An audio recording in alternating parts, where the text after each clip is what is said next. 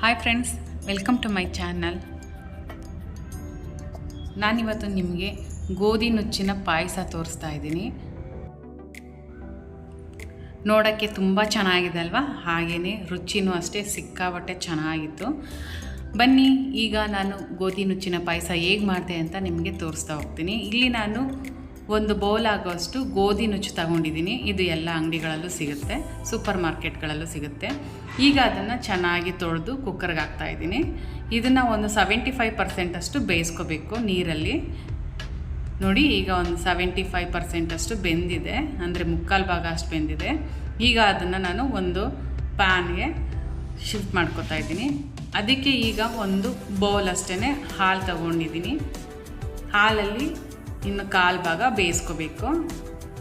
ಹಾಲಲ್ಲಿ ಬೇಯಿಸ್ಕೊಂಡ್ರೆ ರುಚಿ ತುಂಬ ಚೆನ್ನಾಗಿರುತ್ತೆ, ಹಾಗೆ ಟೆಕ್ಸ್ಚರು ಚೆನ್ನಾಗಿರುತ್ತೆ. ಈ ಕಡೆ ನಾನು ಬೆಲ್ಲನ ಕರಗಿಸ್ಕೊತಾ ಇದ್ದೀನಿ, ಒಟ್ಟಿಗೆ ಹಾಕೋತಾ ಇಲ್ಲ, ಏನಾದರೂ ಕಸ ಇರುತ್ತೆ ಅಂತ. ಈಗ ಕರಗಿರೋ ಬೆಲ್ಲದ ನೀರನ್ನು ಇಲ್ಲಿಗೆ ಸೇರಿಸ್ಕೊತಾ ಇದ್ದೀನಿ. ಈ ಥರನೇ ನೀವು ಮಾಡ್ಕೊಳ್ಳಿ, ಇಲ್ಲಾಂದರೆ ಕಲ್ಲು ಏನಾದರೂ ಸಿಗುತ್ತೆ ಪಾಯಸದಲ್ಲಿ.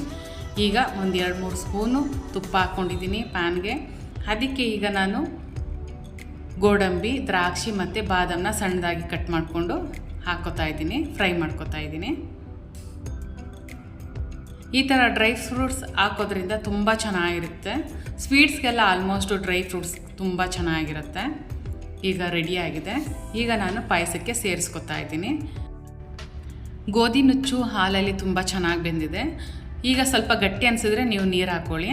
ಈಗ ನಾನು ಕುಟ್ಟಿರೋ ಏಲಕ್ಕಿ ಪುಡಿನ ಹಾಕ್ತಾಯಿದ್ದೀನಿ. ಹಾಗೆ ಕಲರ್ಗೋಸ್ಕರ ಸ್ವಲ್ಪ ಯೆಲ್ಲೋ ಕಲರ್ ಹಾಕ್ತಾಯಿದ್ದೀನಿ, ಫುಡ್ ಕಲರು. ಅಂದರೆ ಮಕ್ಕಳಿಗೆ ನೋಡೋಕ್ಕೆ ಇಷ್ಟ ಆಗಬೇಕು ಮತ್ತು ಖುಷಿಯಾಗಿ ಪಾಯಸನ ಕುಡಿಬೇಕು ಅಂತ ನಾನು ಹಾಕ್ಕೋತಾ ಇದ್ದೀನಿ. ನಿಮ್ಗೆ ಇಷ್ಟ ಇಲ್ಲ ಅಂದರೆ ಇದನ್ನು ಸ್ಕಿಪ್ ಮಾಡ್ಕೊಳ್ಳಿ. ಈಗ ಪಾಯಸ ರೆಡಿಯಾಗಿದೆ. ಇದನ್ನು ನಾನು ಒಂದು ಸರ್ವಿಂಗ್ ಬೌಲ್ಗೆ ಹಾಕೋತಾ ಇದ್ದೀನಿ. ನೋಡಿ, ಪಾಯಸ ಎಷ್ಟು ಚೆನ್ನಾಗಿ ಬಂದಿದೆ, ಕಲರ್ಫುಲ್ ಆಗಿದೆ.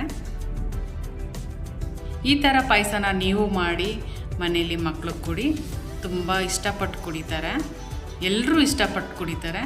ಈಗ ನಾನು ಗಾರ್ನಿಷ್ಗೆ ಸ್ವಲ್ಪ ಡ್ರೈ ಫ್ರೂಟ್ಸ್ ಹಾಕ್ತಾಯಿದ್ದೀನಿ.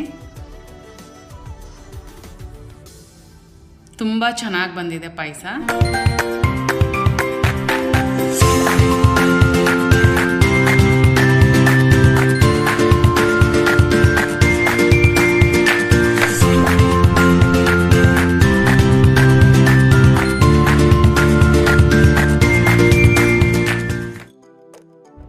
ಈ ವಿಡಿಯೋ ಇಷ್ಟ ಆದರೆ ದಯವಿಟ್ಟು ಲೈಕ್ ಮಾಡಿ, ಹಾಗೆ ಕಮೆಂಟ್ ಮಾಡಿ, ನಿಮ್ಮ ಫ್ಯಾಮಿಲಿ ಫ್ರೆಂಡ್ಸ್ಗೂ ಈ ವಿಡಿಯೋನ ಶೇರ್ ಮಾಡಿ. Thanks for watching. ಎಲ್ಲರಿಗೂ ಶುಭ ದಿನ.